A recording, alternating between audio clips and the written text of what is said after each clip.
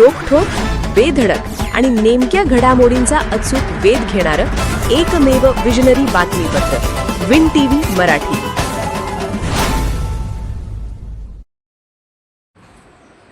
सोनाळीत बिबट्या सदृश्य प्राण्याचा हल्ला, 3 शेळ्या ठार, परिसरात भीतीचे वातावरण. कागल तालुक्यातील सोनाळी परिसरात वन्य प्राण्याच्या वावरामुळे भीतीचे वातावरण निर्माण झाले आहे. रविवारी पहाटे आनंदा तापेकर यांच्या शेतातील गोठ्यावर बिबट्या सदृश्य प्राण्याने हल्ला चढवून 3 शेळ्यांचा फडशा पाडला. या घटनेमुळे पशुपालक शेतकऱ्यांच्यामध्ये चिंतेचे सावट पसरले आहे. सोनाळी येथील आनंदा तापेकर यांचे शेतातच घर असून लगतच मोठा गोठा आहे. नेहमीप्रमाणे त्यांनी रात्री शेळ्या गोठ्यात बांधल्या होत्या, मात्र पहाटेच्या सुमारास दबा धरून बसलेल्या बिबट्या सदृश्य प्राण्याने अचानक हल्ला केला. सकाळी तापेकर गोठ्यात गेले असता 3ही शेळ्या रक्ताच्या थारोळ्यात मृत अवस्थेत आढळून आल्या. या घटनेत शेतकऱ्याचे मोठे आर्थिक नुकसान झाले आहे. घटनेची माहिती मिळताच वन विभागाच्या अधिकाऱ्यांनी तात्काळ घटनास्थळी धाव घेत पाहणी करून पंचनामा केला.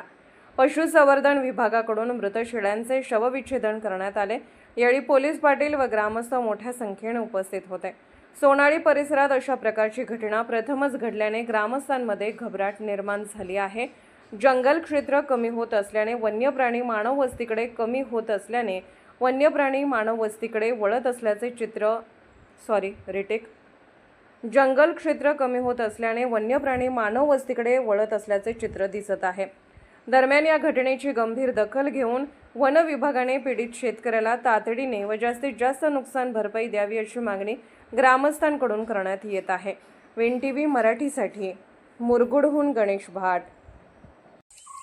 सोनाळीमध्ये बिबट्या सदृश्य प्राण्याच्या माध्यमातून हा शेळ्यांच्यावरती जो हल्ला झालेला आहे त्यामध्ये 3 शेळ्याच्या मृत्यूमुखी पडलेला आहे. ही दुर्दैवी घटना आहे शेतकऱ्यांच्या दृष्टीने. त्याकडे वन विभाग आणि पशुसंवर्धन विभागाने गांभीर्याने दखल घेण्याची गरज आहे. हे नुकसान या शेतकऱ्याचे झालेलं आहे. या शेतकऱ्यांना त्वरित सोनाळी येथील आनंदा महादेव तापेकर राणा सोनाळी यांचे मालकी गट नंबर 1488 मधील पत्र्याच्या शेडमध्ये वन्य प्राण्यानं एक शेळी आणि 2 पिल्लं यांच्यावर हल्ला करून त्यांना मृत केलेला आहे.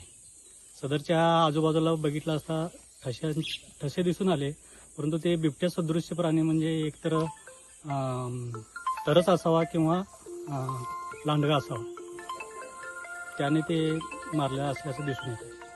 पंचनामा करून नुकसान भरपाई आमच्या फॉरेस्ट डिपार्टमेंट मार्फत मिळणार. सोनाळी येथे आज 2 शेळीची करडा आणि एक मोठी शेळी मृत झालेल्याचं वन विभागाकडून कळालं.